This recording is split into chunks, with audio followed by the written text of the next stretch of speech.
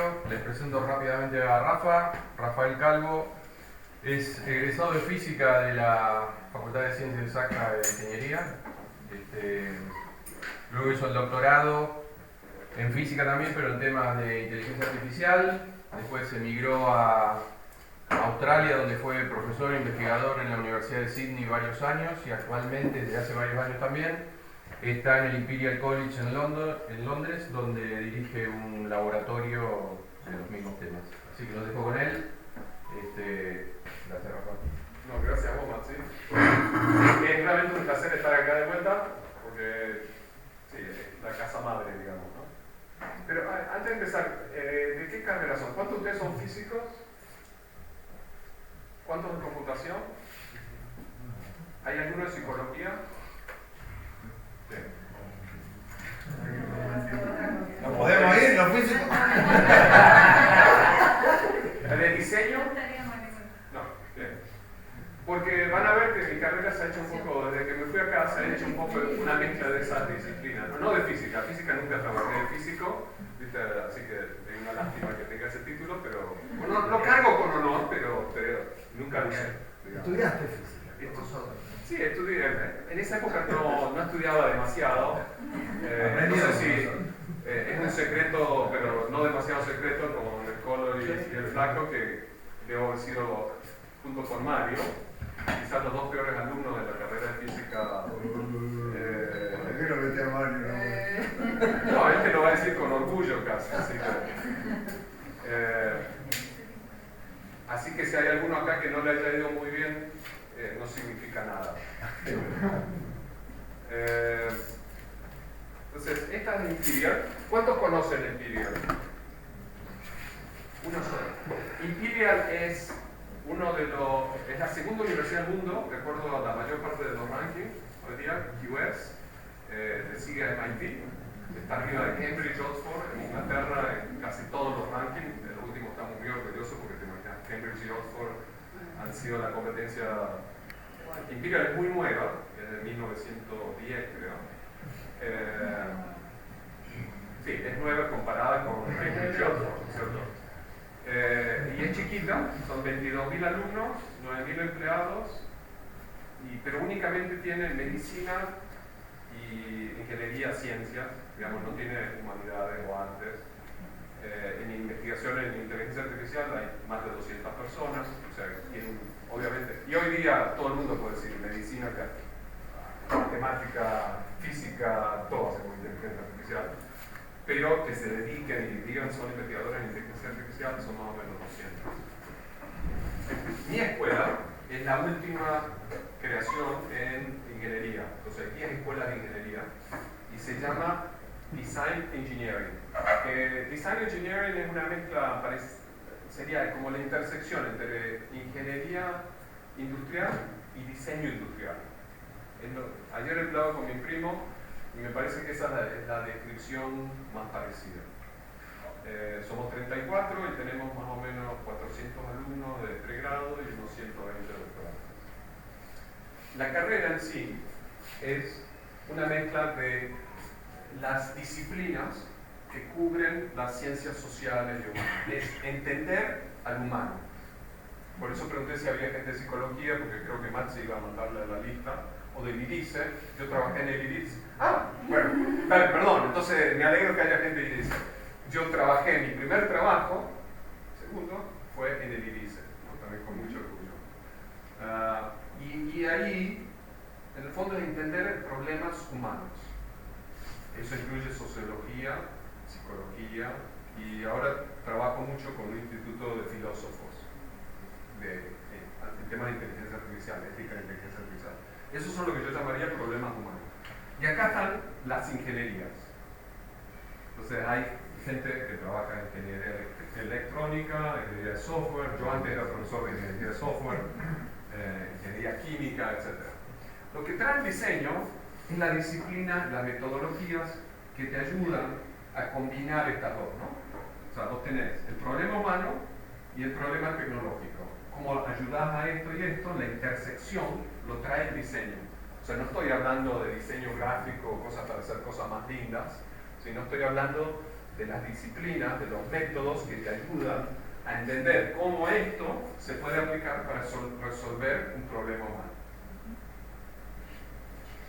Que creo que es algo excepcional en el fondo, y van a ver cómo nosotros lo traemos a distintos tipos de problemas muy concretos, algunos de los cuales seguramente van a ser parecidos a los que tenemos aquí en la Argentina.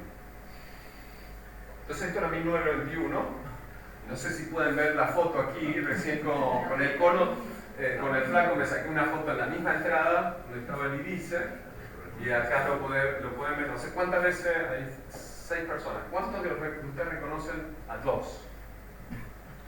¿2 personas? ¿No hay nadie que reconoce a 2? Yo reconozco a todos, perdón. Sí, bueno, por lo contrario, yo no tampoco. Entonces, bueno, acá hay muy buenos amigos de tiempo antiguo. Ahora, en esa época, lo que yo trabajaba en el 91 eran redes neuronales. Las redes neuronales, en esa época yo tenía un ThinkPad y podíamos correr más o menos 100 neuronas, ¿no? Gustavo Checato acá era el director, nosotros fuimos los primeros alumnos de doctorado que tuvo Checato. Y mi trabajo, yo creo que fue el primero cuando estaba trabajando en redes neuronales.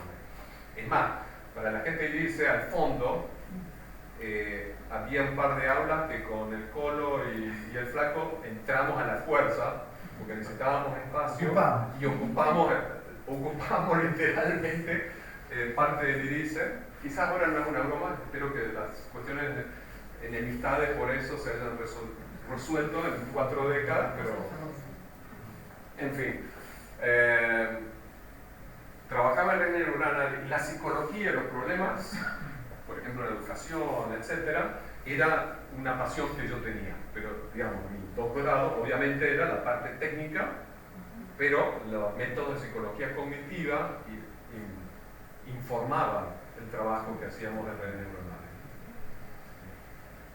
Esta otra foto, no sé cuántos pueden reconocer ahí, seguro que reconocen a uno porque ven que estaba la foto, el Guido, y este es Linus Torvald, con Guido en el 95-96. Anoche discutíamos, pero creo que fue en el 96, o sea, aquí exactamente 30 años ahora.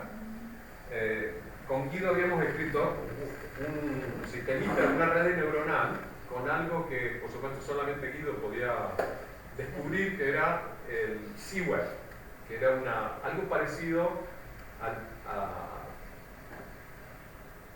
Python Notebooks, sería el equivalente ahora, que podía mezclar C con español o inglés, ¿no? Con LaTeX. Y bueno, y ganó un premio y vino Linus Torvald que me dio el premio de eso. Y ya van a ver por qué menciono eso, ¿no? Hoy, 30 años después, ese es parte de mi grupo, ahí estamos en Londres, pero he invertido. Mi interés viene de psicología y de ahí informa o uso la computación. Por eso preguntaba si había gente de psicología. Y mi equivalente a Guido sería Richard Ryan, que si hay gente de psicología, quizás ahora no sé si lo conocen. Rich y Ed Deci son los fundadores de la teoría que yo uso mucho en temas de psicología. Mucho de eso es para traer el tema de cómo hacer diseño para apoyar al bienestar psicológico en el diseño de las tecnologías, ¿no? Es lo que nosotros llamamos positive computing. Y muchas de las técnicas que traemos a las prácticas de diseño están apoyadas por esta teoría, se llama teoría de la autodeterminación, self-determination theory, que inventaron Richard y Ed. Y la teoría básicamente dice que hay 3 necesidades psicológicas que son esenciales para la motivación y el bienestar psicológico. Entonces la primera es autonomía. Y la razón que traje a Guido, lo estuve discutiendo anoche con mi primo, es porque Guido me parece que es un representante de la necesidad de autonomía absoluta. O sea, vos no le podrías decir, yo tuve la mala idea, quizás buena, pero complicado, digamos, de hacer una empresa conmigo. Ahora, convencerlo a Guido de que vaya y le cobre a los clientes. ¿No? Igual que convencerlo a Guido que llegue a cierta hora a una reunión o cosas por el estilo. No, él tenía una necesidad absoluta de autonomía. Todos tenemos necesidad de autonomía. Todos necesitamos sentir que nuestras acciones están guiadas por nuestros intereses personales y no que venga otra persona o institución o gobierno y te diga qué es lo que tenés que hacer. La segunda es competencia. Todos necesitamos la necesidad de ser capaces, productivos y crecer, ¿no? Esa es la necesidad que tenemos de aprender. Esto se puede utilizar en diseño de tecnología, por ejemplo, juegos, tanto la autonomía como la competencia. Si ustedes están interesados en los juegos electrónicos, los juegos, esta es una de las teorías más utilizadas para el diseño de juegos, porque, por ejemplo, si jugás a varios de ellos, que se adaptan, la dificultad del juego se adaptan a cómo aprendes. Entonces, cuando vos jugás más, se hace más difícil. Porque si es muy difícil al principio, te sentís frustrado porque no anda, y si es muy fácil, te aburrís. Son las bases de lucha de las teorías de agentes también. Sí, exacto. Bueno, esto se ha aplicado a un montón de disciplinas. Y la última es relaciones, la necesidad que tenemos todos de sentirnos parte de una comunidad, sentirnos conectados. Ahora, esto se ha aplicado y es tiene en psicología la base empírica y teórica más grande. O sea, vas y buscas a Richard Ryan, tiene 500.000 citas, o sea, no estoy mintiendo, y es, yo creo, el Sigmund Freud del siglo XX, ¿no? En cierta forma. Como, al igual que muchos, hay 2 o 3 psicólogos, digamos, a ese nivel, pero ha tenido influencia en educación, seguro, en medicina, trabajo en Human Resources, en relaciones laborales, etc. Entonces, la competencia es la necesidad de sentirse capaz y productivo. Entonces, cuando yo hago diseño y entrevisto a una persona, me van a decir, no, es muy complicado, olvídate. Esto es abrumador. Supongo que soy estúpido porque no lo entiendo. O también van a decir, esto es interesante. Bueno, esto es impedimento en realidad, pero este no sería impedimento. El título porque quería conectarlo a Guido. Guido, la necesidad de autonomía, o Guido, o Richard, o cualquiera de las personas que ustedes conocen, que realmente tienen pasión por lo que hacen. ¿Quiénes son los apasionados que ustedes conocen? Son gente que sienten, eso es interesante, y esto es lo que me motiva. Entonces, personas como Guido, que eran apasionados, no lo hacían por dinero, no lo hacían por el sueldo, no lo hacían por, ni siquiera cuando le ofrecieron, creo, tener el título de licenciado, etc., ni siquiera quería títulos o medallas, etc., lo hacía por la pasión que tenía por el tema, porque le resultaba interesante. Pero también todos tenemos necesidad de comunidad, de relacionarnos. Entonces la conexión y la necesidad de sentirse parte de algo es algo que hay que traerlo al diseño. Y cuando le haces una pregunta al usuario, te van a decir, perdón, esto está en inglés, me siento parte de una comunidad. Se siente muy bien ayudar a otras personas. No me siento que estoy solo. No sé. Estos son mensajes literalmente de personas que uno entrevista y que te hablan bien de una interfaz, de una tecnología. Las conexiones también se puede traer de al desarrollo de inteligencia artificial en formas más concretas. Este es un sistema EQ Clinic que diseñamos hace muchos años, 10 años, para enseñar a estudiantes de medicina. Medicina, psicología y otras disciplinas como esa requieren que los alumnos aprendan a hablarle a los pacientes. Entonces ellos tienen un protocolo, por ejemplo, para preguntarle la historia clínica o para ciertos problemas, ¿no? Con una emergencia de salud mental. Entonces tienen que seguir una lista de preguntas. Entonces lo que se hace en la Facultad de Medicina, Psicología en general, es tener un paciente virtual, que es un actor que pretende ser un paciente y vos venís a entrevistarlo. Ah, Rafael, contame, sí, ¿qué está pasando? ¿Viste? Bla, bla, bla. Entonces seguir el protocolo y etc. Ellos tienen que aprender eso y es logísticamente muy complicado. Entonces, este sistema, utilizado yo por muchos años, trabajé en Affective Computing, reconocimiento de emociones. Entonces, este sistemita buscaba cómo se puede construir algo que le ayude al alumno a entender qué significa el rapport, ¿no? Que es la conexión entre el médico y el paciente. Y le dábamos información sobre time taking. Si yo hago esto, muchos de ustedes inmediatamente empiezan a hacerlo y es algo que lo tenemos metido en el cerebro porque es la forma en que se construye confianza con el otro. El mimicry, el simulacro, es parte de la conexión social y eso se puede enseñar. Y bueno, autonomía, como decía, personas que están muy motivadas a hacer ciertos trabajos, especialmente yo creo los académicos. Yo tengo la necesidad más alta de autonomía que se me ocurre, ¿no? Porque si me venía a decir qué tengo que hacer, yo ¿qué quiero estudiar de investigación? Me cago de risa, porque ¿viste? Para eso me dedico a ser académico, que nadie me venga a decir qué es lo que yo tengo que estudiar. ¿De acuerdo? Cuando alguien te trata de decir, sea el gobierno, sea lo que sea, es la ofensa más grande que nos pueden hacer. ¿De acuerdo? Entonces, pero también lo que uno aprende es que autonomía no quiere decir independencia.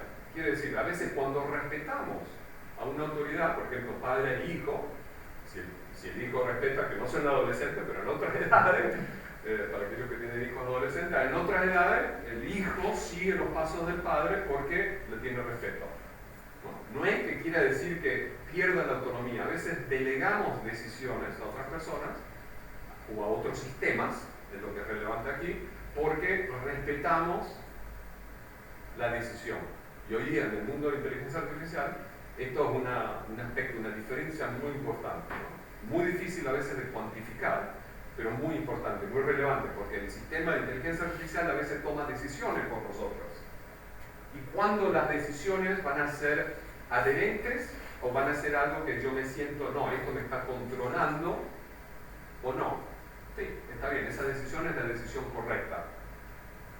Y esto va a tener un impacto muy significativo en nuestro bienestar psicológico, porque si tenés un sistema que te dice lo que tenés que hacer, si no lo apoyás, si vos no sentís consentimiento, te va a frustrar y vas a tener problemas muy serios. Durante la pandemia eso pasó muchísimo con ciertas plataformas, ¿no? En fin, lo que es importante ahí que tiene, y esto está conectado, que hablábamos con Ana antes, es el tema de la ética de la inteligencia artificial, porque tiene que ver con los valores que nosotros le involucramos, le inculcamos a los sistemas que construimos, que si no se alinean con los nuestros, hacen que uno sienta, que los usuarios sientan una frustración en el sentido de autonomía, porque sentís que el sistema te controla. Entonces, los impedimentos a la autonomía, la gente te dice, no quiero hacer lo que me pide, odio cuando hace eso, es muy restrictivo, no se ajusta a mi situación. Este es el tipo de citas, digamos, de cosas que las personas dicen. Entonces, esa es la base teórica que nosotros utilizamos. Como ven, es bien psicología de la motivación. Y eso lo aplicamos a distintos productos, digamos, sistemas, que hacemos prototipos.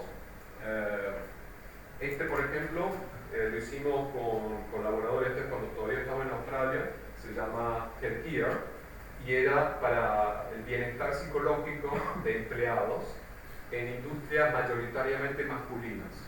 La definición de mayoritariamente masculina es más del 70% de los empleados son hombres.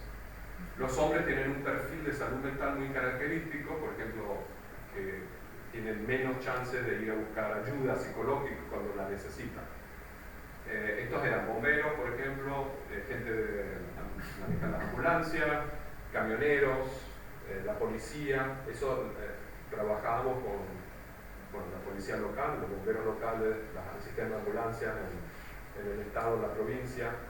y un gremio de camioneros. Y la intervención se llama Behavioral Activation Therapy, que básicamente es decirte que hagas más de lo que te hace sentir bien. En simples términos eso, ¿no? Entonces lo que es muy interesante, porque bueno, fue muy efectivo, hicimos un randomized control trial con miles de personas, demostramos que se baja la depresión y ansiedad a las personas que ya tenían síntomas, y a las personas que no tenían síntomas les prevenía, tenía un impacto que reducía los riesgos de tener depresión y ansiedad 6 meses después de la intervención. Entonces eso fue muy exitoso. Entonces lo que hicimos después, una de mis alumnas de doctorado, fue adaptar esto a China, ¿no? La chica era china, hizo partnerships, colaboraciones con empresas en China, y había que hacer una adaptación. Entonces hay distintos tipos de adaptaciones culturales.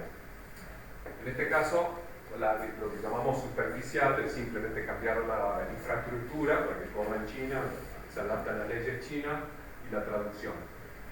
Pero una adaptación profunda requiere codiseño, cambiar el aspecto visual y obviamente también las otras cosas.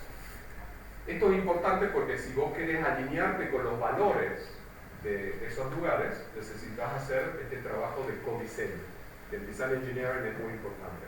Entonces, lo que hicimos fue cambiar el desafío de 30 días, que era la narrativa del casi juego, la intervención psicológica, la cambiamos para que funcione en China. Las actividades positivas son pasar tiempo con la familia, pintar, hacer ejercicio, mejoras en la vida cotidiana, que parecen muy sencillas, pero si vos comparás a la Argentina con China o con Australia, vas a ver que hay diferencias gigantes. Entonces uno tiene que hacer una adaptación de esas actividades que le vas a poder recomendar. Y algunas son graciosas porque, por ejemplo, en Australia, para el ejercicio, en Australia, algo era muy común, especialmente en los grupos de personas que hablaban en esas industrias, ir a nadar a la mañana al mar, a la playa. Muchas playas en Sydney, en otros lugares en New South Wales. Entonces a la mañana lo primero que decía, y es muy saludable, te hacía sentir bien, y era una actividad. Ahora, para los chinos, esa era la tortura china, era como que vienen a nadar a la mañana, ¿viste? Una locura. Otras también muy extrañas, interesantes, fueron familia. Una de las recomendaciones en Australia es andar pasando tiempo con la familia. En China, y ahí mi alumna o muchos otros decían, yo paso el sábado con mis suegros y el domingo con mis padres, porque ellos tienen una responsabilidad, sienten un sentido de responsabilidad tan fuerte con la familia que tienen que pasar los fines de semana. Entonces no me queda un solo día que no esté con ellos. Entonces también era una recomendación que no tenía sentido. Porque, y tenés que entender los valores. Entonces, eso, ya había cuestiones laborales, estigma. Una cosa que sí hay muy en común es que tanto las poblaciones, especialmente las masculinas en Australia, en la policía, como en China, si vos declarás que tenés un problema de salud mental, eso puede explotarte en contra, ¿no? Porque hay un montón de empujes adversos, digamos, ¿no? En China incluso te pueden echar. Los jefes que entrevistábamos, los managers de la empresa, decían no, si la persona tiene depresión o problemas de salud mental, se tiene que ir porque puede arruinar al equipo, cosas por el estilo. O sea, muy, muy difícil. Entonces, ¿cómo se les ayuda? Es una cuestión que había que rediseñar. En otro proyecto parecido, trabajamos con 2 hospitales, tanto en China como en Inglaterra, después de la pandemia. La población, los trabajadores de la salud sufrieron muchísimo, ¿no?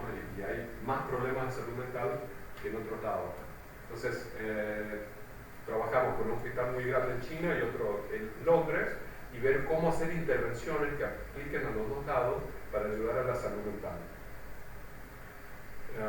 Entonces, en los 2 casos, en todos los proyectos que estoy hablando, hacemos estudios de usuario, ¿no? Tratando de entender cuáles son los valores, cuáles son las motivaciones que ellos tienen para utilizar una tecnología o para buscar ayuda en el caso de estos de cuestiones psicológicas. Y eso requiere hablar con los gerentes, hablar con los empleados, etc. Otra que estamos trabajando ahora, tengo dos proyectos en temas de demencia senil. Entonces les voy a mostrar un video que muestra, estas son entrevistas a mayores de edad, a parejas, donde uno de ellos tiene demencia. Well, I'm Tess, I'm Ollie. and we're in trouble. I'm Esther, I'm David. and we live in Chertsey. I'm Laura. I'm Mohammed, I would say. With John. I'm John, and this is Anne. So, dementia as a term, a syndrome, it describes a progressive decline in cognitive functioning, a loss of all of the things that we take for granted, and that is devastating for the people who experience it and the people that care for them. Dementia comes on quite slowly, but it is, you can tell it is progressive. His memory is slowly getting worse, his comprehension is worse. I have to be really quick to stop her unloading the dishwasher, because if she does, I put things in all I will wrong never places. ever find the things again. You'll do training. Your husband has dementia. Where do you go from there? When people are admitted into hospital, often a kind of cascade of consequences happens, and you'll get people suddenly made more dependent by the lack of familiarity in the environment, disorientated by the unfamiliar hospital setting. Yeah, but it's very important that we should be together. Most important. This is home. How would you describe home? It's somewhere you feel safe. Yeah, okay, that's as good. You feel safe. And feel safe. And feel safe, and feel good, feel happy.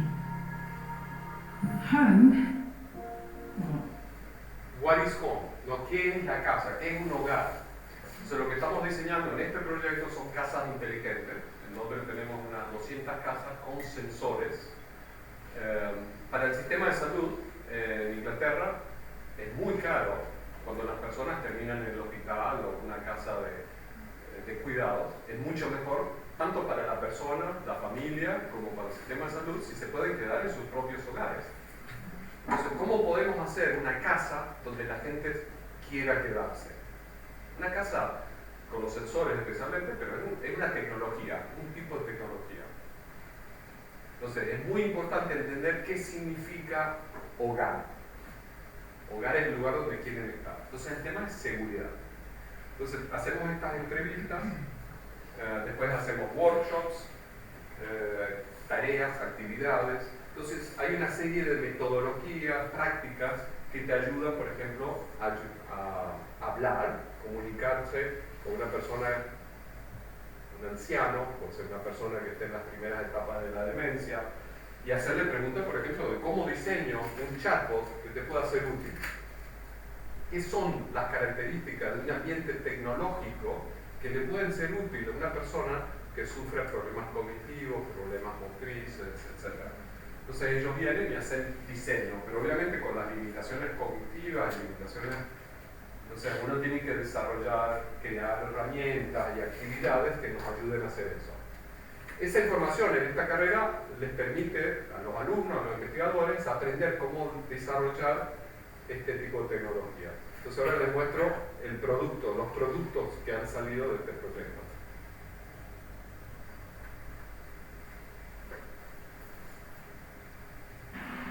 Hi, welcome to the Meteorite Care Research and Technology Center. Come on in.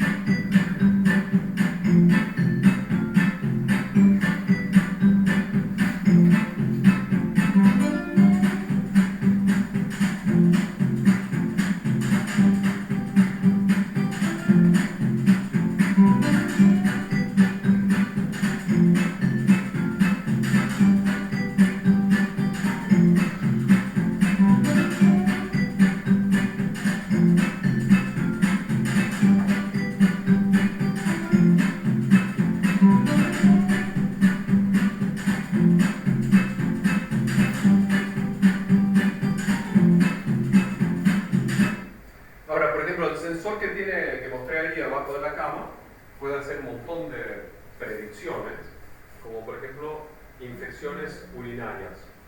El 30% de las personas, de las hospitalizaciones de personas con demencia son por infecciones urinarias. ¿Cómo se previene? Cada vez que una persona termina en el hospital, ponerle cuesta, no sé, 500 libras por noche. Es carísimo. Y obviamente puede terminar en la muerte de la persona y el sufrimiento, etc. Entonces, prevenir eso es una prioridad muy alta. Ese sensor que se pone abajo del colchón detecta respiración, ritmo cardíaco, etc. Y con eso se puede, un algoritmo predice con bastante buena precisión si la persona puede tener una infección. Pero ¿qué sucede? Obviamente no es perfecto, entonces lo que nosotros recibimos hoy día es una señal, un mensajito que dice, uy, esta persona puede tener una infección. Entonces, hoy alguien de nuestro equipo de monitoreo, como dije, tenemos 200 de estas casas, más o menos 100 y pico en cualquier momento, alguien tiene que llamar por teléfono y dice, perdón, pero la señora Sara, tenemos acá señal de que quizás no está muy bien, y quizás tiene una infección, podría hacer una pregunta, tiene temperatura, ahí está yendo al baño, tiene dolor, etc. Entonces le haces todas estas preguntas y cuando terminas tenés un diagnóstico un poco más preciso. En algunos casos, automáticamente le mandamos un mail al doctor y el doctor le manda la prescripción para que le den un antibiótico. Entonces la señora no tiene ni que ir a la clínica, gracias al sensor lo anticipás, sabes que esto está por pasar y bueno, y puede prevenir una... Y hay muchos de estos sensores. El problema muy común en la demencia es que la persona sale de su casa y se olvida y no vuelve, se pierde. Entonces tenemos sensores en las puertas, tanto del jardín como del frente, y cuando la persona sale a las 2 de la mañana y no vuelve, cuando nosotros recibimos la señal podemos llamar y decir, está todo bien, se perdió la señora, volvió, etcétera, etcétera. A veces hay razones, ¿no? Que se fue a visitar a un nieto, o fue alguien, otra persona que entró a la casa, etcétera. Pero a veces no, entonces uno tiene que chequear. Ahora, el desarrollo de las tecnologías, como vimos antes, tiene un montón de cuestiones culturales. Entonces tenemos otro proyecto que es en Perú. En Perú también es para el apoyo de las personas con demencia. Estamos viendo cómo se adapta este aprendizaje. Obviamente en Perú, especialmente en estas comunidades peruanas, no tenemos la posibilidad de poner los sensores, etc. ¿no? Tenemos 4 sitios. Uno, bueno, creo que voy a mostrar después, pero básicamente hacemos un proceso muy parecido. Pero la diferencia es que en vez de esas parejas que tenemos ahí, el ambiente es este. Estos en Iquitos, en el Amazonas peruano. Iquitos, que es la capital del estado del Amazonas peruano, está en el sur. Y para ir al norte hay un pueblito, para que se den una idea, se llama Nueva York. Lleva más tiempo ir de Iquitos a Nueva York que ir de Iquitos a New York, United States of America. Entonces está una vieja alumna, Fernanda, que era peruana, y hemos estado hablando con gente, exactamente lo mismo, las entrevistas, las encuestas, etc., para tratar de entender cuáles son las necesidades, las condiciones. Esto es un test, parte del test cognitivo que se tiene que hacer para diagnosticar la demencia. En Inglaterra tenemos 1 millón, casi 950.000 personas con demencia. En Perú ni se sabe, porque solamente algo así como el 2% de las personas con demencia son diagnosticadas correctamente. Tenemos 4 sitios, como decía, este es el Amazonas. Este estado es 1,5 veces el tamaño de Inglaterra. Enorme. Bueno, en la Argentina obviamente también tenemos, pero comparamos la superficie de estos lugares, es otra escala. Y eso es muy significativo, porque una persona que tiene demencia, hay una sola máquina de resonancia magnética que está en Iquitos. Pero si está la persona con demencia en Nueva York, ¿cómo va a hacer el diagnóstico? Entonces uno tiene que repensar todo eso. Y mucho de ese trabajo lo hacen trabajadores sociales. Entonces las entrevistas lo hacemos trabajamos mucho con trabajadores sociales, ¿no? Que son los que realmente pueden tener el impacto porque van puerta a puerta, hacen más encuestas, etc. Y la primera plataforma que desarrollamos fue para eso. Después tenemos en Huancayo de cerca de Cusco, en Lima y en Tumbes, que es un pueblito pesquero. Y en todas estas etapas, el proceso de diseño de la tecnología empieza entonces pasábamos un día entero conociendo la zona, digamos. Después un día de entrenar a los trabajadores sociales para que entiendan qué es lo que uno quiere hacer. Después un día de una especie de hackathon con gente que no son expertos. Y el día siguiente hacíamos varios prototipos y había que seleccionar el prototipo que se aproximaba más al tipo de soluciones que les podía ser útiles a ellos. Entonces después de eso terminamos con, esta es una app que el trabajador social, los trabajadores sociales van como decía puerta a puerta, ya tienen que hacer las preguntas, el trabajador social lleva una tablet donde se utiliza para hacer el diagnóstico y la tablet tiene que tener toda la información que es relevante para ellos. Y muchos de los trabajadores sociales no son gente educada, entonces tenés que tener suficiente apoyo para que ellos puedan hacer ese tipo de trabajo. Pero el diseño de esto no es solamente lo que está acá, que ven ahí, sino también incluía cosas que son más sociotécnicas, ¿no? El diseño es el diseño de un servicio que incluye, por ejemplo, tener un chaleco. El chaleco le permite al trabajador social identificarse en la comunidad. La mayor parte de los trabajadores sociales son mujeres, que a veces lo hacen de voluntarias. Y, volviendo a las necesidades psicológicas, necesitan una plataforma que apoye esas necesidades psicológicas. Que incluye, por ejemplo, una de ellas nos decía, no, sí, mi marido me pregunta, ¿por qué estoy trabajando acá de voluntaria como trabajadora social? En vez de ganarme el dinero, no sé qué, haciendo cosas para la familia, o estar en casa y limpiar la casa.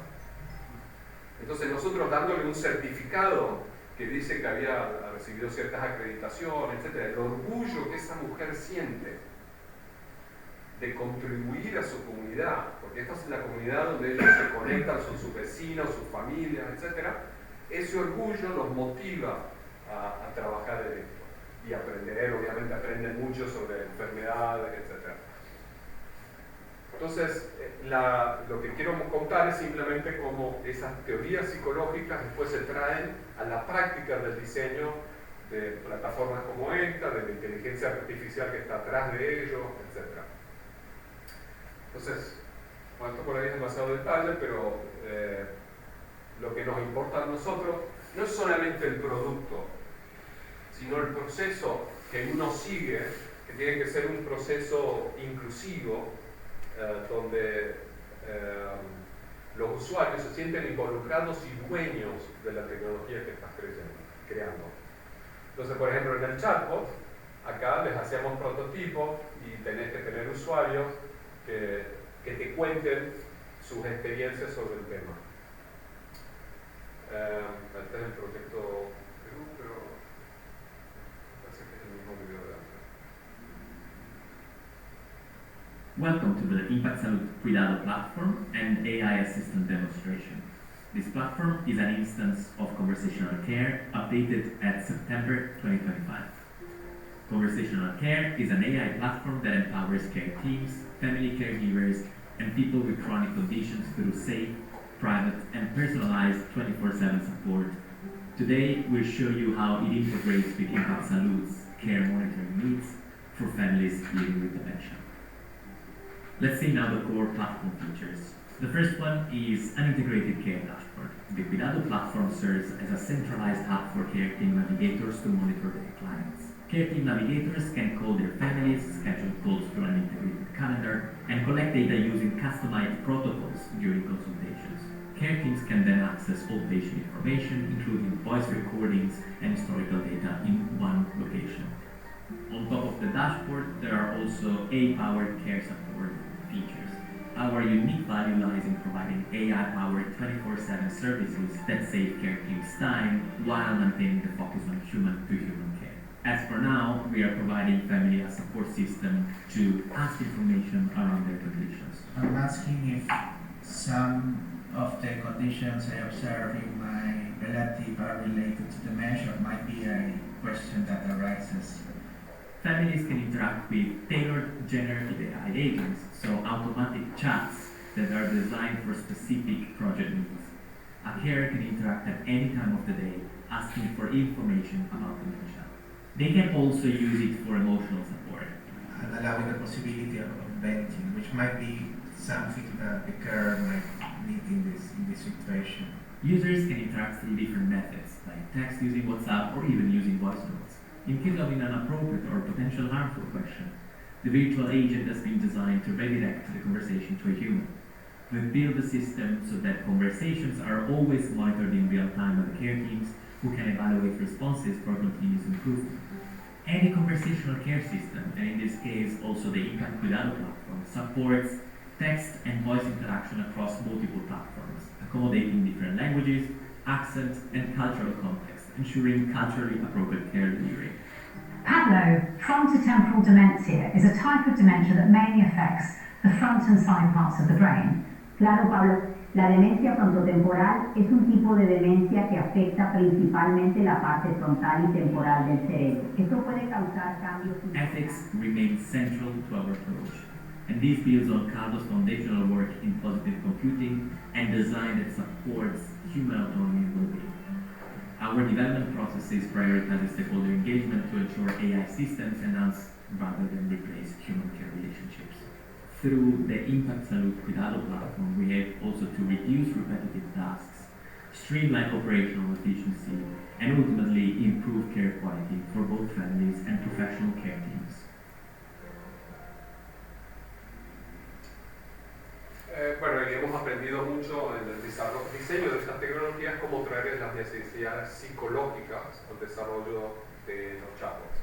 Ahora les quería contar un poco más sobre lo que estoy interesado en los últimos meses, este año creo, y es convivencia. Yo creo que uno de los problemas que más tenemos hoy día es el problema de polarización y las divisiones sociales que genera muchos de los ambientes tecnológicos que estamos creando, ¿no?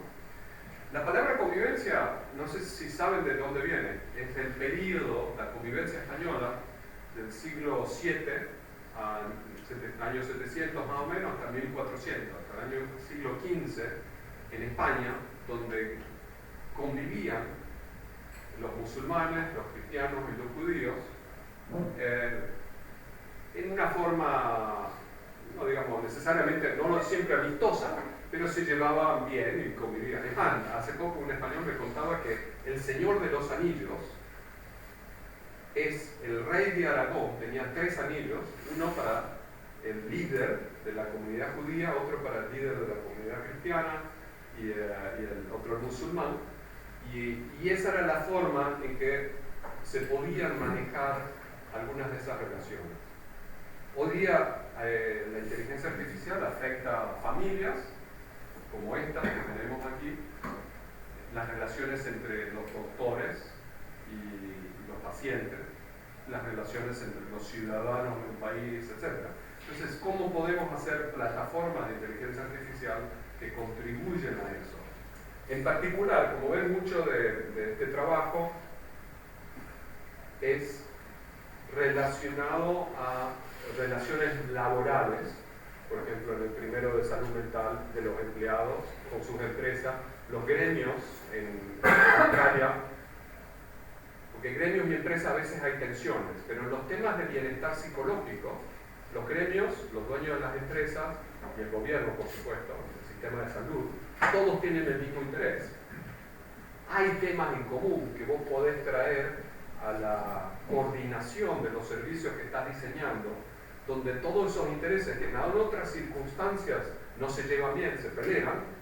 Eso no, esa es la función del gremio. Esa es y un empleado que no anda bien, obviamente es un empleado que no produce los beneficios de la empresa. Y un empleado que no produce bien porque tiene problemas de salud mental es una carga para el sistema de salud. Entonces las tres fuerzas quieren lo mismo, que es el bienestar psicológico del empleado. Hoy día lo que está pasando en el sistema de salud es parecido. En Inglaterra, como decía, tenemos un millón de personas con demencia. El porcentaje, los dos proyectos que les mostré de demencia, un monitor o una enfermera puede ayudar a 20 familias, aproximadamente, entre 20 y 50. Si tenemos 1 millón, necesitaríamos miles de enfermeras adicionales para poder traer esta plataforma al sistema de salud. En la Argentina yo calculé de haber por lo menos 500.000 de personas con demencia. O sea, aquí también es un problema gigante. Y si uno quiere darle un servicio de salud eficiente, requeriría un 500.000 de personas, hagan la cuenta, pero son 20.000 enfermeras adicionales en el sistema de salud. Que obviamente no. Entonces, ¿cómo podemos ayudar a proveer un mejor de servicio? Y lo que es más importante aquí no es un chatbot, ¿cierto? La solución es muy claramente no necesariamente dar un chatbot como usted ahí. Uno tiene que entender cómo esas tecnologías van a afectar a las relaciones. Por ejemplo, lo que todo el mundo te dice cuando entrevistas a todos los ancianos es que la relación humana para ellos es muy importante. En el sentido de que por ahí muchos de ellos tienen soledad. No solamente el viejito que tiene demencia, que por ahí más ni se da cuenta, sino la pareja que tiene que cuidar. La carga para los familiares de la persona con demencia es altísima. ¿Cómo se puede apoyar a esa persona? Entonces lo que estamos viendo, como por ejemplo Conversational Care, es cómo se hace el sistema, cómo se analiza el sistema. Por ejemplo, la familia es un sistema, el sistema de salud es un sistema. ¿Cómo cambiamos las metodologías de diseño, donde generalmente uno diseña para una persona? La unidad de estudio siempre es la persona, o el paciente, o el doctor, pero es una persona, no es el sistema. Entonces estamos viendo cómo se cambian las metodologías de diseño. O sea, una entrevista no me sirve, porque una entrevista la persona habla como individuo, no habla como unidad de ese sistema. Entonces, no me sirve. Sí me sirve, pero uno tiene que hacer otras cosas. Por ejemplo, un ejemplo concreto de eso que estamos viendo, la herramienta, esa que les mostré, nos permite que cuando la persona, nosotros pensamos que hay un riesgo alto de que tenga una infección urinaria, el chatbot puede ir y llamar. La mayor parte de esas llamadas son puramente administrativas y la persona está bien. ¿De acuerdo? Pero ¿qué sucede? Si todas las llamadas las transformamos en un chatbot que llama, y las voces pueden ser bastante reducidas, el anciano quizás contribuye a más soledad, porque no es humano que te está llamando.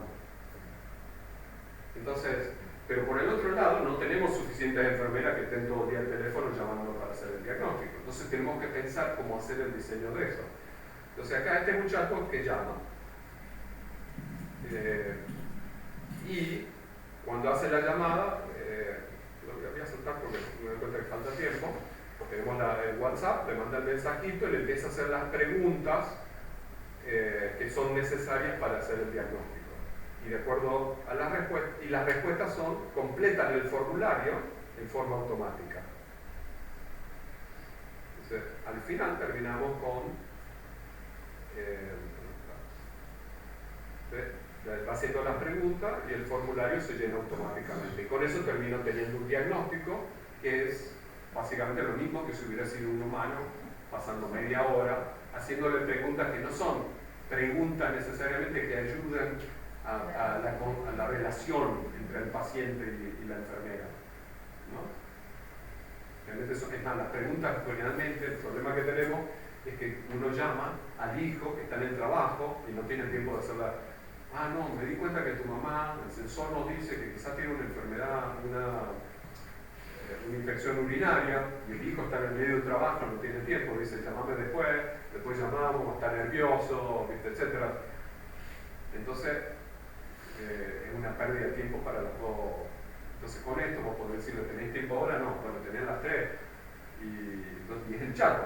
Y es el hijo no necesita tener una relación con la enfermera. Entonces hay oportunidades para traer la inteligencia artificial que no desconecte las relaciones humanas. Entonces, lo que estamos tratando, el trabajo que hacemos hoy día en inglés se llama conviviality, pero básicamente la palabra es el original, que viene de un sociólogo, para aquellos, Illich.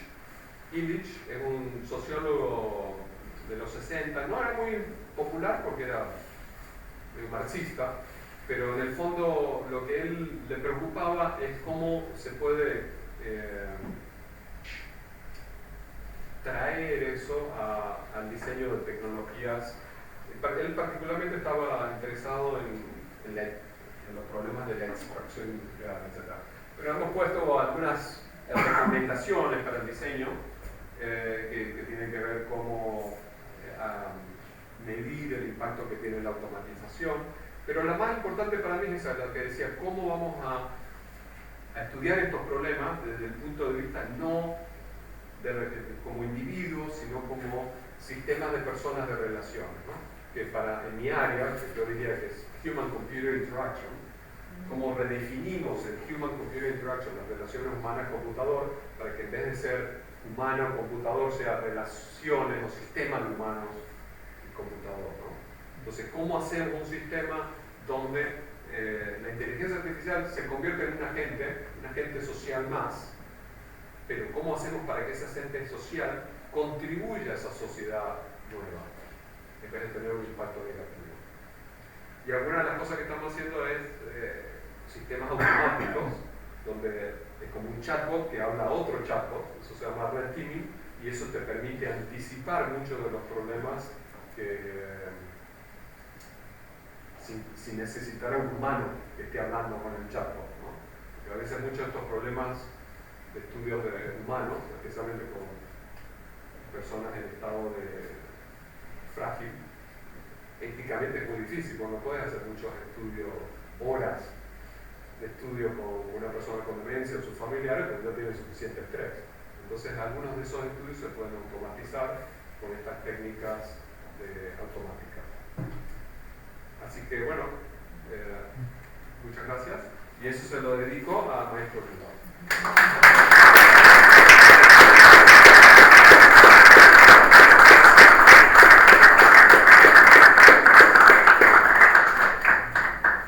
Bueno, no sé si alguien quiere hacer alguna pregunta.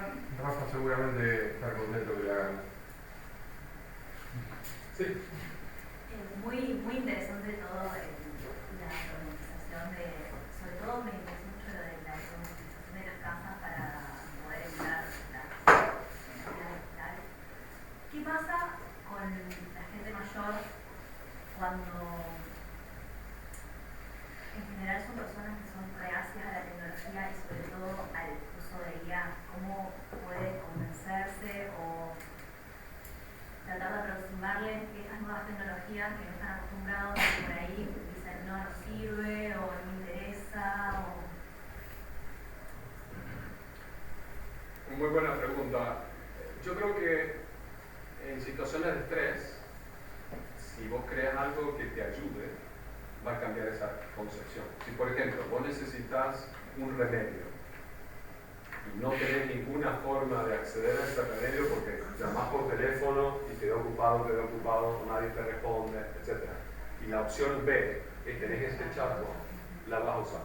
Especialmente si la interfaz es suficientemente fácil, que vos agarrás y le mandás un WhatsApp como sería una enfermera o una farmacéutica, etc.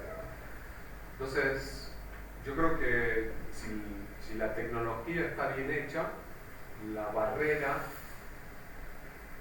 de uso es mucho más, la podés traer bastante más baja.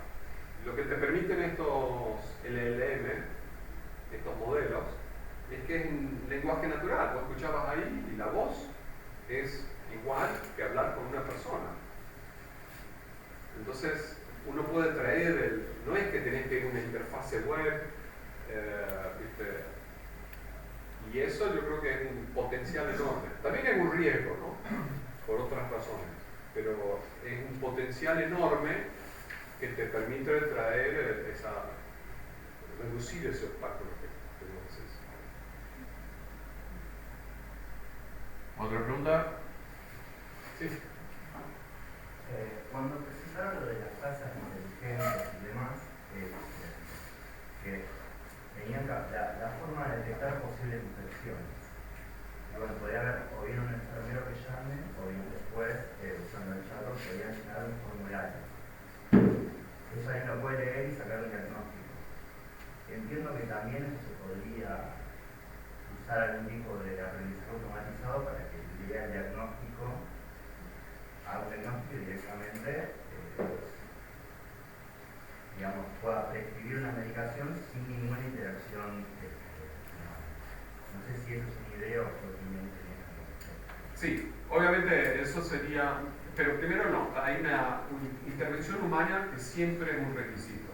Es un requisito desde el punto de vista ético, aparte de eso obviamente comete errores, y también legal, ¿no? Hay condiciones legales, imposiciones legales muy importantes, y no creo que haya ninguna aseguradora que te vaya a asegurar un sistema que te dé una receta médica en forma completamente automática. ¿De acuerdo? El riesgo médico es demasiado alto. Esa es una razón, ¿no? Entonces tenés cuestiones legales, tenés cuestiones de precisión del algoritmo, pero aparte de eso yo creo que, de vuelta, y esto es una preocupación que no sé cuántos de ustedes trabajan en inteligencia artificial, pero hay gente de inteligencia artificial, gente de salud, etc. Y como seres humanos, como padres, por ejemplo, nos tenemos que cuestionar cuáles son las tareas que le vamos a dar a la inteligencia artificial y cuáles le quedan a los humanos. Lo que estamos encontrando es que la inteligencia artificial no reemplaza necesariamente empleos completos. Lo que reemplaza son tareas. Y lo que la publicidad te va a decir que las tareas que reemplaza la inteligencia artificial son las que la gente no quiere hacer. Y eso era verdad hasta hace poco. ¿No? En robótica, el robot hacía los trabajos peligrosos. ¿No? En Sydney, por ejemplo, en la planta baja de mi edificio teníamos un instituto de robótica muy grande que hacían los robots para las minas. Y en las minas no hay humanos. Hay muy pocos humanos, muchos robots. Porque es peligroso, porque nadie quiere pasarse la vida bajo tierra, etcétera, etcétera. Es más barato tener un robot. Perfecto. Pero la cuestión es que hoy, las tareas que la inteligencia reemplaza, la inteligencia artificial, a veces son las tareas que nos dan placer. Como por ejemplo llamar a la señora, Sara. No es solamente para la señora Sara que es importante para la enfermera, porque yo decidí ser enfermera porque me gusta hablar con mis pacientes, me gusta hablar con la señora y sentir que estoy teniendo un impacto. Entonces, queremos traer automatización, pero yo creo que una responsabilidad y una dificultad que tenemos los ingenieros, la gente de inteligencia artificial, es cómo pensamos ese reemplazo en una forma que no tenga un impacto negativo en nuestras comunidades, ¿no? Y esto se viene, no es una ola, es un tsunami. O sea, esto ya está teniendo impacto en todas las industrias. O sea, la gente de computación, nosotros tenemos en Imperia, le estamos poniendo una escuela de computación y originalmente iba a ser 700 millones de libras. Y la pregunta es, ¿cuánta gente va a querer estudiar computación en 20 años? Ciencia de la computación, seguro, pero ¿cuántos ingenieros de software, cuántos programadores vamos a necesitar? Es una pregunta, o sea, no sé cuántos de ustedes programan, usan Cloud, y el bicho no será perfecto, pero es mejor programador que lo que soy yo. No sé si es mejor que Guido, seguro que no, pero y lo hace en muy poco tiempo. Entonces, ¿cuáles son los roles que nos van a quedar? Y ahora como ingeniero, como programador, yo puedo decir, buenísimo, la verdad que yo no disfrutaba hacer esa parte del trabajo, pero no, a veces sí lo disfruto, ¿viste? Es más, cuando en confianza, un secreto, cuando la vida se pone muy complicada, a mí todavía me gusta ir programar un poquito y sentir, porque la máquina es tan fácil, ¿no? Si no anda, cambiar una línea de código y ahí te empieza a andar de poquito. Los humanos no funcionamos así, ¿no? Entonces, sí. Rafael, sí, estoy completamente de acuerdo. Creo que en la pandemia empezamos a amasar porque era muy lindo sentir hacer algo, ¿no? Propio. Te consulto, en la parte que hablabas mucho de las inspecciones urinarias y hablabas de todos estos sensores del hogar, ¿cuál es el proceso que llevan ustedes para decir vamos a aplicar, vamos a llenar estos sensores en el hogar y vamos a entonces determinar esta enfermedad o esta problemática? ¿Lo parten de la problemática o parten de analizar los datos y ver qué es lo que se puede encontrar? Pero eso tenía la discusión. Yo creo que la diferencia entre ingeniería de diseño y todas las otras ingenierías es que en las otras ingenierías, si yo era el profesor de ingeniería software, veo un problema y ¿qué solución le voy a dar? Software, obviamente, ¿no? No, ingeniería de diseño no. Y es más, ahora en lo que sería el equivalente del CONICET, en toda la financiación para investigación en Inglaterra, en el Reino Unido, requiere lo que se llama public engagement. Yo tengo que ir y preguntarle a la comunidad qué es lo que quiere, tengo que demostrarlo. Entonces, cuando escribo un subsidio, ahí va a haber una sección que es la respuesta de tu pregunta. Y yo no puedo decir ahí, no, porque este algoritmo es buenísimo y seguro que va a mejorar la conversación con el paciente. ¿No? Tengo que decir, hablé con estas 20 personas, hice una encuesta, y ¿cómo voy a seguir? ¿No? ¿Qué es lo que voy a hacer ahora que estoy avanzando el producto? ¿Quién me va a chequear que ese proyecto de investigación va a seguir alineado con los valores de la gente que se va a ver afectada por esa tecnología? Entonces, los dos proyectos de demencia, tenemos una, digamos, comisión de pacientes y familiares, y cuando tenemos una reunión mensual, siempre hay representantes de las familias que están ahí. A veces, ¿viste? Porque las reuniones, la mitad es neurología o inteligencia artificial, que por ahí se pierden, pero realmente van y curiosean, están ahí para las decisiones importantes. ¿Y hacen algún análisis post facto? Es decir, armaron el proyecto, por ejemplo, para detectar ciertas cuestiones. Tienen todos esos sensores, tienen toda esa data. ¿La analizan después para decir, a ver, qué otra cosa pueden sacar de ahí? Sí, por supuesto. Por ejemplo, tuvimos un paper en Nature Digital Health, que era de este proyecto, salió que era durante COVID, podíamos detectar el estado de salud de la familia, si la persona se había quedado sola, podíamos hacer todo ese tipo, con los datos que teníamos, a 100 familias, las podíamos, y el monitoreo, porque en Inglaterra tuvimos 4, fue muy difícil, que se cerró y la gente no podía visitar a la familia, etc. Y vos lo ves, veías la actividad exacta. Esa es la parte de comportamiento, investigación, behavioral science. Pero por otro lado también tenías la investigación de los stakeholders, donde hablaban no solamente con los pacientes y los familiares, sino también con las enfermeras, y cuáles son las necesidades y cuál es el impacto que esto está teniendo en el aspecto laboral, ¿no? Porque un aspecto muy importante, es más, la estrategia de National Health Service, que sería como el sistema de salud, el sistema médico de Inglaterra, el plan de 10 años, ellos están con una crisis, hay una crisis económica, ¿no? Y entre las cosas que se cortan es el sistema de salud, ¿no? Entonces el gobierno cada tanto pone un plan de 10 años. El plan de trabajo de 10 años es aumentar el número de trabajadores sociales comunitarios, de salud comunitarios. Porque la idea de los hospitales son demasiado caros, el trabajo de salud comunitario es un trabajo preventivo, donde vos vas a la comunidad, tenés que entender los problemas de esa comunidad. Obviamente si vos vivís en la zona sur, acá en Rosario, va a ser muy difícil, muy distinto a los problemas de salud que tienen en Fisherton, o en Granadero Pacorria, o en, ¿viste? Porque hay diferencias socioeconómicas, hay diferencias de distintos tipos, ¿no? Entonces, el trabajo de salud comunitario va a ser distinto en cualquiera de esas comunidades, ¿no? Entonces el gobierno está muy interesado en evidencia de cómo podemos desarrollar tecnologías que sean más adaptadas a la localidad. En otros proyectos, hay varios que no hablé, pero uno tenemos trabajado dos proyectos de trabajadores sociales, uno en psicología para ayudar a personas jóvenes y se llaman social prescribers.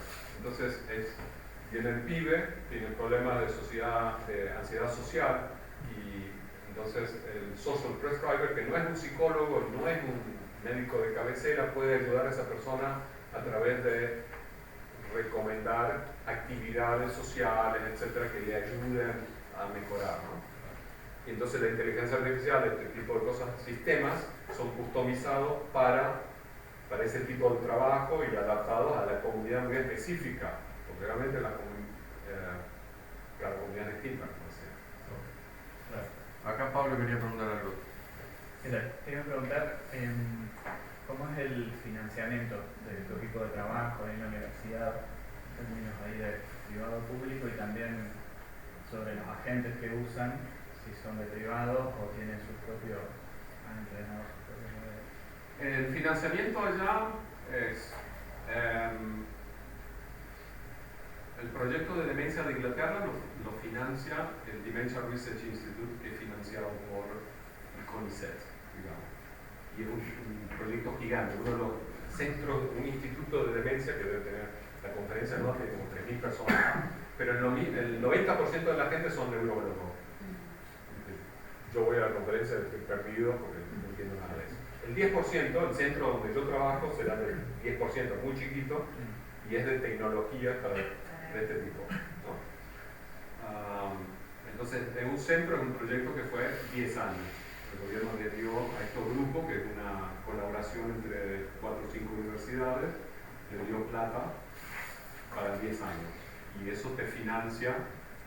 Allá no hay carrera de investigador, ese tipo de cosas. Todos los postdocs son todos a corto plazo. Entonces, en este caso, realmente contratos de 3 años.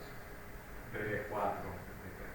Y entonces, en el Dementia Research Institute, tiene un poco más de tiempo, ¿no? Para demostrar el éxito. En el segundo proyecto, el de Perú, también es financiado por Inglaterra, el National Institute of Health Research. Lo ganamos 2 veces el proyecto. La primera vez fue ganamos, recibimos felicitaciones, a la semana nos llegó la carta de perdón, pero no le ponemos la plata porque COVID pegó y ahora necesitamos la plata para acá, no para financiar el sistema en Perú. Pero al año nos llamaron y nos dijeron, bueno, mira, el proyecto que ganaron, cuando terminó la pandemia, nos dieron la plata, pero la condición es que el 80% del dinero se tiene que gastar en Perú. Entonces, la mayor parte de los investigadores son peruanos. Entonces, y eso financia la colaboración con Perú. Te había preguntado sobre los agentes y los LLM, si son privados o no. ¿Están entrenados por empresas privadas o no? Sí, nosotros no hacemos, hay un proyecto en la universidad, es demasiado caro. Ni siquiera Inglaterra tiene el dinero, o sea, no hay un solo país europeo que tenga la infraestructura que tiene OpenAI. O sea, y hay que ser pragmático. No, están tratando de hacer algunas cosas, pero no hay. Inglaterra no tiene $1 trillón para invertir en estas cosas, ¿no? Están hablando de hacer una especie de como CERT, que lo saben en física, que es un proyecto de $1 billón, ¿viste? Gigante, que todos los europeos se pusieron para eso y para hacer modelos soberanos, lo llaman, ¿no? Entonces ahora el tema de Europa, con el bloque de Trump, hay un montón de empuje. Es más, es el mismo empuje que con Guido teníamos en 85. Ustedes son la mayor parte son demasiado jóvenes. Cuando hubo un juicio a Microsoft en el año 1985 que por ser monopolista, y nosotros nos metimos a usar Linux. Entonces esa es la razón que el Linux Torvald estuvo acá y que la razón que Linux se hizo tan popular en Latinoamérica, porque había un empuje, y eso está pasando en Europa. Lo que sí, estamos usando en algunos casos modelos open source que nos permiten, o sea, no los entrenás vos, pero podés correrlo de forma local. Porque si no necesitas contratos con las empresas estas de que ellos no pueden acceder a los datos. Entonces eso es un problema, ¿no? Pero sí, se puede hacer eso de forma local. Pasa que a veces te sale mucho más caro, porque necesitas correr una infraestructura gigante para algo que para mí en 5 minutos con el API hago lo mismo. ¿Y usan DeepSeek, por ejemplo, o tienen alguna restricción sobre eso? No, es más, DeepSeek, vos en Azure podés pagar y usar DeepSeek. No, porque pensé que a lo mejor había alguna restricción geopolítica de decir es tecnología china, no sé. Hay un montón, pero tanto los ingleses como los americanos son pragmáticos. Si anda y la gente quiere pagar, que pague. Así que vos podés decir OpenAI, Llama, DeepSeek, hoy día podés ponerlo cualquiera. Hay un montón de restricciones de propiedad intelectual y la política y la geopolítica de eso se ha hecho complicadísimo.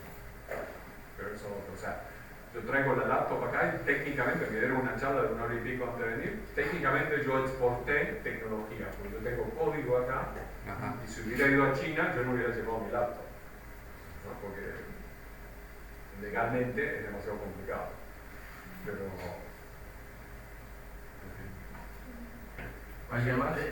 ustedes no están asociados con una empresa en particular, sino que el prompt, cada vez que corren este agente por WhatsApp, o sea, ¿a quién le hace el prompt para devolverte la respuesta? Claro, yo aquí preferí no meterme en la cuestión técnica, no sabía bien la audiencia. Para la gente de computación, eso quizás es automático, ¿no? Vos tenés un API, le mandás el mensajito y eso te da la respuesta y después yo se lo mando a WhatsApp. Entonces hay herramientas, una se llama Twilio, que se encarga de distribuir los mensajes en forma eficiente, en forma sistemática, etc. Vos pagás por ese servicio y ellos son capaces de escalear. O sea, acá yo trabajo con 100 familias, pero con esas herramientas yo podría, en 5 minutos tengo un sistema que puedo usar 100.000 familias. Y eso porque tengo los APIs, la infraestructura, eso no es problema. Y Twilio le manda los mensajes a WhatsApp. Ahora estamos viendo cambiar algunas cosas, pero porque es distinta, uno tiene que poder adaptarse. En Inglaterra, WhatsApp, por alguna razón, el National Health Service no quiere saber nada de WhatsApp. En Perú, todo el mundo usa WhatsApp y el sistema MINSA, el Ministerio de Salud, chocho, usa WhatsApp. Entonces, en cada país tenés que adaptarte un poco a lo que ellos quieran usar. Sí, tengo una consulta. Tengo la familia de una psicóloga que trabaja en un centro de salud barrial, gente que no tiene obra social, y me dice que sus pacientes le dicen que a veces cuando se sienten mal, hablan con un LM como ChatGPT o Gemini, y te quería preguntar si están enterados que eso ocurra en alguna otra parte del mundo y si alguien está abordando ese problema. Sí, en todos lados. A mí es lo mismo que ir a Google.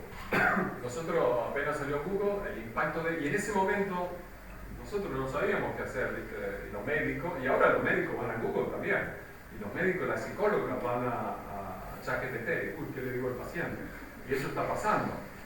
Entonces, sí, pasa, y por ahí no te lo quieren decir, pero pasa, entonces es un problema. Ahora, mi filosofía del diseño en eso es que es un problema muy grande porque es una empresa. Y es una empresa que te está vendiendo el servicio de psicólogo, el servicio de abogado, el servicio de asesoramiento financiero, el servicio romántico, de amistad. A mí, ese es el conflicto de interés más grande. O sea, en el mundo real, si vos sos psicóloga, no podés ser el amante y no podés ser el gerente de banco, ¿no? Sería ilegal. Pero entonces, cuando lo haces en inteligencia artificial, está todo bien. Bueno, está todo bien, quiero decir, no está todo bien, pero hasta ahora no hay legislación que lo haga ilegal. Entonces, hay modelos, y con Maxi hemos charlado, por ejemplo, porque hay los modelos de agénticos, le llaman, que vos podés tener una población de agentes. Entonces, podés tener un agente que es tu psicólogo, podés tener otro que es esto. Tenés que, por supuesto, tener garantías de que ese psicólogo haga el trabajo correcto. Pero para mí debería ser otra empresa donde los datos se puedan mantener separados. Ahora, el problema de eso, hay un problema técnico, pero también un problema social, es que la gente yo creo que le gusta la facilidad de que todos los datos estén integrados y que cuando vos vas y le haces la pregunta psicológica, el bicho ya sabe, ah, sí, pero a vos te gusta el chocolate, ¿por qué no te comes algo que eso te va a sentir mejor? ¿De acuerdo? Y le resulta más fácil a uno usar esto que está integrado que bajarse o empezar a usar a un servicio nuevo. Y eso es lo que nos vamos a tener que preguntar, ¿no? ¿Queremos ir y usar ChatGPT para aprender y también para pedir asesoramiento médico y para esto y para lo otro? ¿O estamos contentos de ir a 3, 4 sitios y chatear con 3, 4, como haríamos en el mundo real, ¿no? A mí no se me ocurriría hacer la compra acá y al ratito estar preguntándole algo sobre mi salud mental o preguntarle algo legal a la misma persona, ¿no? Creo yo. Bien. Una cosa, Dale. otra pregunta. Sí, yo creo que el desafío respecto a lo que vos planteaste lo último, ¿no? La convivencia en el tiempo de IA, es no solamente qué pueden hacer todos estos agentes o esta IA integrada, sino como sociedad, qué lugar le damos a cada una de estas cosas, ¿no? O sea, debiéramos algunas tareas reservarlas a humanos, digamos, o estamos decididos, porque no es solamente que pueden, sino que decidimos, por el impacto que van a tener también. Sí, y el tema es que sociedad, ¿no? Digamos. Ese es un punto dificilísimo, ¿no? Porque, por ejemplo, las tareas de cuidado, las profesiones de cuidado, son generalmente igual que la de maestro. Las enfermeras son los peores pagadas. Y aparte hay una tendencia de género muy grande. El 80% de las personas que cuidan a una persona con demencia son mujeres, que no tienen sueldo. Entonces, si uno quiere apoyar, primero tenés que entender las tareas que vas a reemplazar. Y también tenés que entender a las personas cuyas tareas vas a reemplazar, porque ellos tienen otras motivaciones. Entonces, como el ejemplo ese que contaba, la señora viene y me dice, sí, mi marido me pregunta por qué estoy haciendo esto. Entonces, si uno quiere que la persona siga, porque aparte le trae beneficio psicológico, entonces tenés que entender que es una mujer que lo hace por estas razones, que estos son sus valores, y eso es lo que vos estás apoyando, y que es distinto a su marido definitivamente, y quizás a otras personas de la comunidad. Y también, obviamente, también hay cuestiones de género que van al otro lado, ¿no? Que cuando eres un hombre, que hay diseños que van a ser especializados para esa población. Entonces, yo creo que sí. Es para esa persona que estás reemplazando y es para el que recibe la atención también, porque no es lo mismo que un robot mañana te atienda que esa persona que puede transmitir otra cosa. Exacto. Pero en esa pregunta, ¿tienen en cuenta también que tenés el prestador y quien recibe el beneficio? Y cuesta que no recibe el beneficio, porque no alcanza. Hoy hay, no sé, personas que no tienen una enfermedad que ver. Entonces el dilema es muy complejo, no es solamente suplamos, entendamos a la enfermedad. Es, che, se me murió, es un trolley problem, digamos. ¿A quién le complicamos la vida? Sí, bueno, por eso el proyecto de Perú para mí es tan interesante, porque como dije, el 5% solamente de las personas con demencia lo diagnosticaron. O sea, vos vas a estos pueblos y tienes una persona que la gente no entiende por qué, la mujer parece loca, ¿viste? Que tiene todos estos problemas y nadie entiende por qué, hasta que le explica que hay una cosa que se llama demencia y que estas las consecuencias de eso, y esto es lo que puedes hacer, esto es lo que no puedes hacer, etc. Entonces, ¿cómo incluir a esas personas que estaban afuera en una y es un problema ético, porque también si no tenés los recursos para darle enfermeras a todo el mundo, la gente dice, no, una cagada esto de los bots, etc. Bueno, no tenés nada para darle, ¿no? Si tenés una persona que si piensa no tiene ni esperanza, porque ve a su madre, a su padre y no entiende qué es lo que pasa y no tiene a quién preguntarle. Ahora tenemos a quién preguntarle, pero hay que darle el contexto para que haga esas preguntas en una forma segura, en una forma ética, etc. Bueno, damos por terminado.